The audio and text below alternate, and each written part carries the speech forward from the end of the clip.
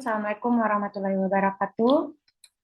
Hari ini saya akan melakukan pemaparan rancangan aktualisasi dengan judul Optimalisasi Metode Pengajaran yang Lebih Menarik melalui aktualisasi pada mata kuliah Manajemen Pelayanan Prima.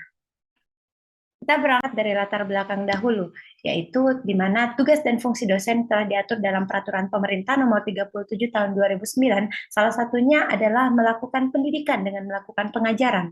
Kita berangkat juga dari fungsi dan peran ASN, di mana pelaksana kebijakan publik, pelayan publik, perangkat pemersatu bangsa adalah merupakan fungsi dan peran ASN, di mana dalam pengimplementasiannya harus ada nilai-nilai berakhlak di dalamnya. Tentu tugas dan fungsi dosen adalah mencerdaskan kehidupan bangsa, mencerdaskan anak-anak atau mencerdaskan mahasiswa, di mana tujuan organisasi ilmu administrasi negara, prodi ilmu administrasi negara adalah salah satunya menciptakan mahasiswa yang kompeten. Bagaimana caranya? Dengan cara mengoptimalisasikan metode pengajaran yang menarik. Dalam identifikasi isu pada instansi saya dalam program studi ilmu administrasi negara, saya mendapatkan 3 isu permasalahan, yaitu yang pertama, pusat informasi digital program studi yang belum optimal, yaitu website, Instagram, YouTube, dan lain-lain. Yang kedua, menurunnya minat belajar mahasiswa tingkat atas, yakni tingkat 4, semester 4, 5, dan selanjutnya. Yang terakhir yaitu belum optimalnya kesepakatan substansi materi pokok magang mandiri antara pihak kampus dan kantor lokasi magang. Dari ketiga isu ini, yang mendapatkan skor tertinggi yaitu menurunnya minat belajar mahasiswa tingkat atas. Maka inilah yang saya angkat menjadi aktualisasi saya nanti. Nah, setelah mendapatkan prioritas permasalahan atau prioritas isu, maka saya menggunakan diagram fishbone untuk melihat akar permasalahannya, di mana penurunan minat belajar mahasiswa tingkat atas memiliki akar permasalahan yang pertama itu adalah di mana kekecewaan dalam pemberian nilai, kebosanan dalam mengikuti perkuliahan, di mana ada material, di mana materi pembelajaran yang kurang tereksplorasi dan memancing rasa ingin tahu. Yang kedua, presentasi materi yang kurang menarik, dan yang ketiga, kurangnya sosialisasi materi pra perkuliahan. Terus ada metode, di mana ada kurang jelasnya indikator pemberian nilai dan akumulasi nilai. Yang kedua, metode pembelajaran yang monoton. Dan ada machine, yaitu belum maksimalnya penggunaan LMS yang oke. Nah, di mana dari akar permasalahan tersebut, maka gagasan penyelesaian isu yang saya berikan adalah mengoptimalkan metode pembelajaran yang lebih menarik atau tidak monoton. Metode menarik terdiri atas PowerPoint yang menarik, yaitu menggunakan aplikasi-aplikasi yang lebih up to date, yaitu menggunakan Canva, Prezi, dan lain-lain. Yang kedua adalah quiz atau quizzes digunakan dalam metode pembelajaran, problem solving digunakan dalam metode pembelajaran, project based learning, dan virtual learning podcast. Rancangan kegiatan yaitu yang pertama, membangun komitmen kesepahaman antara mahasiswa dan dosen mengenai pemberian nilai.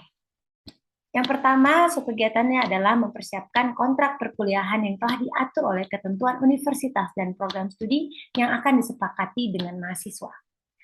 Yang kedua, mempersiapkan rubrik penilaian serta bobot penilaian yang dapat langsung disampaikan kepada mahasiswa dan langsung dapat dicek pada LMS yang oke. Yang ketiga, menjelaskan kepada mahasiswa tentang persentase penilaian yang akan dibagi dalam beberapa bagian substansi, baik keaktifan dalam kelas, tugas, sikap, kedisiplinan, dan kehadiran yang berakhir dengan kesepakatan bersama antar dosen dan mahasiswa, di mana rubrik dan materi adalah hal yang sama disepakati oleh pengampu mata kuliah Manajemen Pelayanan Prima. Yang kedua adalah membuat materi menarik dalam perkuliahan yang dapat dijadikan bahan diskusi saat pertemuan selanjutnya. Yang pertama, membuat seminar pembuatan bahan ajar. Yang kedua, membuat materi perkuliahan, baik modul maupun PowerPoint sesuai dengan tema pada RPS. Yang ketiga, mengupload pada LMS yang oke sebagai bahan pembelajaran dan akan dilakukan diskusi aktif pada pertemuan selanjutnya. Yang keempat, memberikan pertanyaan-pertanyaan dasar mengenai materi yang telah diupload sebelumnya untuk mengetahui sejauh mana mahasiswa memahami mata kuliah. Yang ketiga, pembuatan virtual learning dengan metode podcast. Yang pertama, merencanakan narasumber, yakni dosen yang mengajar pada mata kuliah dalam lingkup program studi ilmu administrasi negara dan dari luar yang berhubungan dengan keilmuan administrasi negara. Yang kedua, mengundang dosen sebagai pemateri dalam mata kuliah yang disusun.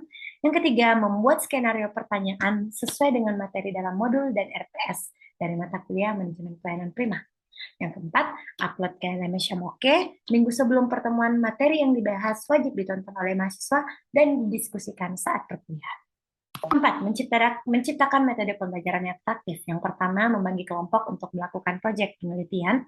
Yang kedua, memberikan proyek yang berhubungan dengan mata kuliah yang akan dijadikan latihan penelitian. Setiap minggu akan didiskusikan perkembangan proyek tersebut, setiap kelompok mengenai kendala dan hal-hal lain. Memberi syarat review perkuliahan sebelumnya sebagai tiket masuk dalam perkuliahan berikutnya. Itu melalui dua cara, yaitu melalui quiz atau review, di mana review diberikan tugas review perkuliahan untuk dikumpul di pertemuan berikutnya mengenai perkuliahan sebelumnya. Jika dalam bentuk quiz, dosen memberikan quiz ringan dengan menggunakan aplikasi sehingga dapat mengetahui kedalaman mahasiswa dalam memahami materi sebelumnya. Dampak pemecahan isu. Bagi individu, yaitu menambah keterampilan baru dalam membuat materi perkuliahan, menambah pengetahuan tentang literasi digital, menerapkan pola pikir kritis dan inovatif pada peserta. Di organisasi tentunya yang pertama menambahkan keterampilan dosen prodi ilmu administrasi negara dalam membuat materi yang lebih menarik. Yang kedua, menambah pengetahuan para dosen prodi ilmu administrasi negara dalam teknologi.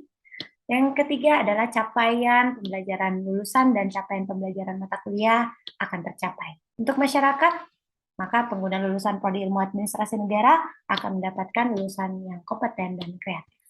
Berikut adalah jadwal kegiatan. Yang pertama adalah kegiatan membangun komitmen kesepahaman antara mahasiswa dan dosen mengenai pemberian nilai. Itu akan dilakukan dari tanggal 21 Oktober, 24 Oktober, 25. Ini adalah mempersiapkan rubrik penilaian sampai dengan menjelaskan kepada mahasiswa tentang persentase penilaian yang akan dibagi dalam beberapa bagian substansi.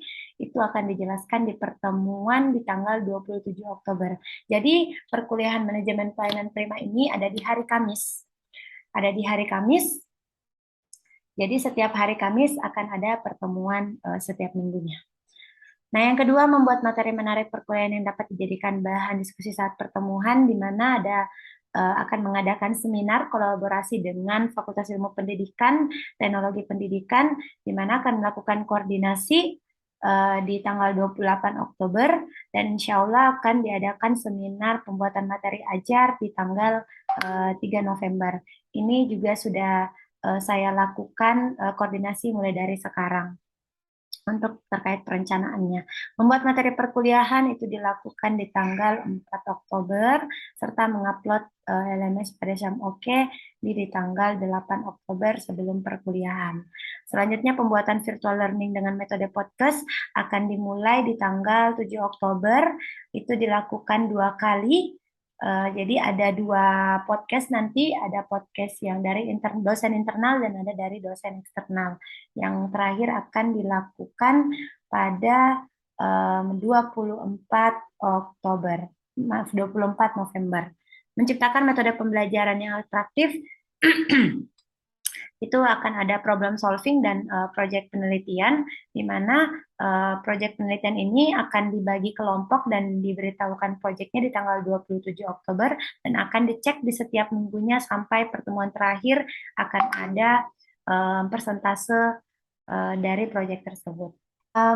Identifikasi kendala dan rencana yang akan saya lakukan ketika terjadi kendala, yakni yang pertama, kemungkinan waktu pelaksanaan seminar akan tidak sesuai dengan jadwal yang telah saya tentukan, karena mungkin banyaknya kegiatan lain dari yang saya kolaborasi, yaitu Fakultas Ilmu Pendidikan, Teknologi Pendidikan, sehingga mungkin waktu persiapan akan menjadi lebih lama. Tetapi saya akan mengusahakan mengatur waktu sebisa mungkin, maka saya sudah merencanakannya dari sekarang, sudah berkoordinasi untuk diskusi dengan teman-teman dari Fakultas Ilmu Pendidikan yang akan membantu dalam pelaksanaan seminar.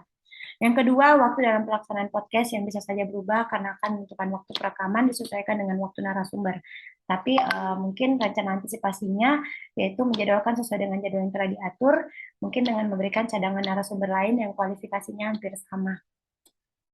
Yang ketiga, terbatasnya waktu dalam pembuatan laporan aktualisasi karena penulis juga melakukan kegiatan perkuliahan yang telah terjadwal dengan padat. Jadi kemungkinan antisipasinya adalah membagi waktu dengan baik antara mengerjakan aktualisasi dan memenuhi jadwal perkuliahan. Baik, itu saja. Terima kasih. Kurang dan lebihnya mohon dimaafkan. Wabillahi taufiq wal hidayah. Assalamualaikum warahmatullahi wabarakatuh.